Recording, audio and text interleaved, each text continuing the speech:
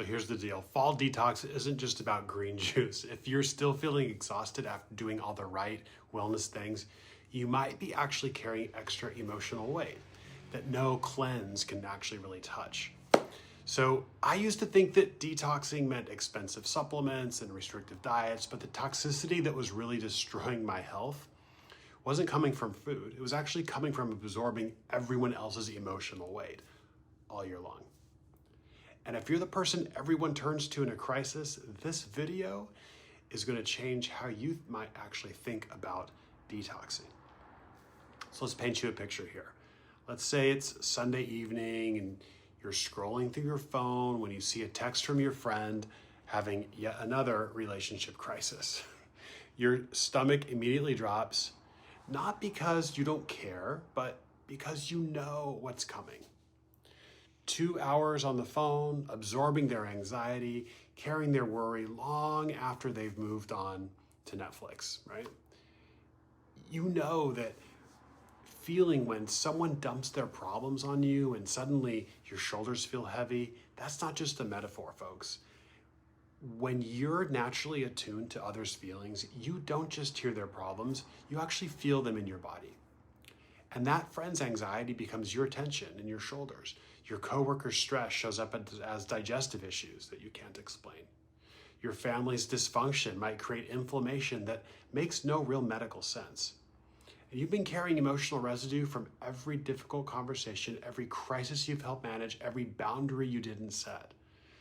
And here's what I learned the hard way, that emotional residue accumulation, it actually builds up in your nervous system, just like toxins can actually accumulate in your liver.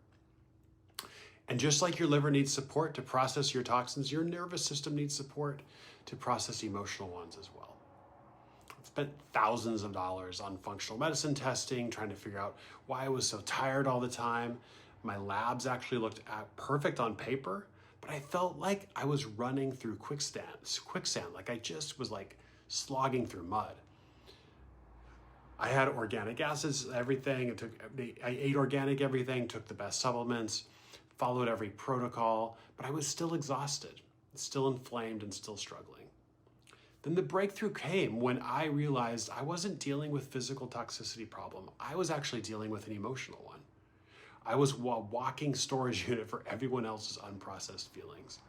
Think about your year so far. How many times have you been someone's emotional support system during their crisis? How many nights have you lost sleep and problems that weren't really yours to even solve in the first place? How many times have you felt physically sick after absorbing someone's anxiety or anger? And what you're really carrying includes absorbed anxiety from every person you've supported this year, unprocessed stress from boundaries you didn't set, residual trauma that was never yours to begin with. The signs you need an emotional detox are different from what wellness culture teaches us to look out for. Because you might have physical symptoms that worsen around certain people. Maybe you actually feel drained after social interactions that should energize you or energizes everyone else. You think, what's wrong with me? Or you find yourself carrying worry for problems that aren't even really yours to solve in the first place. I remember one particular week where I helped 3 different friends through major life crises. By Friday, I could barely get out of bed. My digestive system was a mess, my head was pounding, and I felt like I was carrying the weight of the world. And that's when I realized I literally was carrying the weight of the world, and it was destroying my health. See, your nervous system, it can't tell the difference between your stress and the stress that you absorb from others. And when you're constantly processing other people's emotions, your body treats it like you yourself are under threat. Your cortisol stays elevated, your immune system becomes compromised, and your digestive system really suffers. Fall's natural energy actually supports this kind of release work. Just like the trees drop leaves to conserve their energy for winter, this season invites you to let go of what we can no longer sustain. Nature doesn't hold on to what no longer serves, and neither should we. But, it's complex. Here's where it gets sticky and tricky, right? If you're someone who's been conditioned to believe that caring means carrying and releasing emotional weight can feel like abandoning people that you love, but it's not. It's actually the most loving thing you can do, because when you stop carrying everyone's emotions, you can then show up more present and effective. Let me tell you about my fall emotional detox protocol. I started with daily check-ins where I'd ask myself, what am I carrying that isn't mine? It's a really good question to ask yourself. These answers were eye-opening because I was carrying my sister's anxiety about her job and move, my friend's anger against her ex-husband, my father's disappointment about some family dynamics that I just could not control. Your fall emotional detox protocol can look like daily check-ins. Again, what am I carrying that's not mine? Weekly energy inventory and release ritual through journaling or movement. Monthly relationship audit to identify consistent energy drains. The weekly energy inventory can become a game changer. Every Sunday, I sometimes journal about which interactions had left me feeling drained versus energized. And I started noticing patterns. Certain people consistently left me feeling depleted. Specific types of conversations always triggered physical symptoms. And for the monthly relationship audit, I'd honestly assess which relationships were reciprocal and which were one-sided emotional labor. This wasn't about cutting people off, but about recognizing where I needed better boundaries. I started participating in what I call emotional boundaries through visualization. And before entering intense situations, I'd set an intention to stay in my own energy. I'd imagine a protective bubble around me, not to shut others out, but to prevent absorption of emotions that simply weren't mine.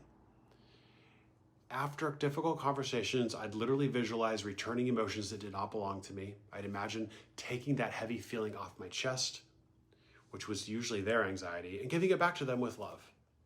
This isn't cold or uncaring. It's recognizing that their emotions are their information. It's not mine to carry.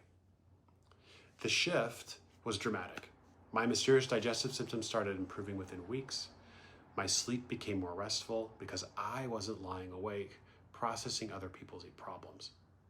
I had energy for my own life instead of just managing everyone else's crises. And the physical changes were remarkable, but the emotional changes were even more profound because I stopped feeling guilty about other people's reactions to my boundaries. I realized that my worth wasn't tied to how much I could absorb from others. This is not about becoming cold or uncaring. It's about learning the difference between empathy and absorption. Empathy, you see, is feeling with someone. Absorption is taking on their emotions as if they were your own. Empathy is sustainable and helpful, whereas absorption is depleting and ultimately harmful to everyone involved, both you and the other person. I learned that when you stop absorbing everyone's emotions, you actually become more helpful. You can think clearly, offer better advice, and show up with a genuine presence instead of reactive overwhelm. This fall, try a different kind of cleanse. Clear the emotional clutter, set boundaries around other people's problems, practice returning feelings that don't belong to you. Your body's gonna thank you more than any juice cleanse ever will. Again, the trees outside are teaching us something profound right now. It's not only okay to let go of what no longer can serve us, it's essential for our own growth and survival. So I ask you, parting here, what emotional weight are you ready to release this season? Your future self is counting on the choices that you make right now.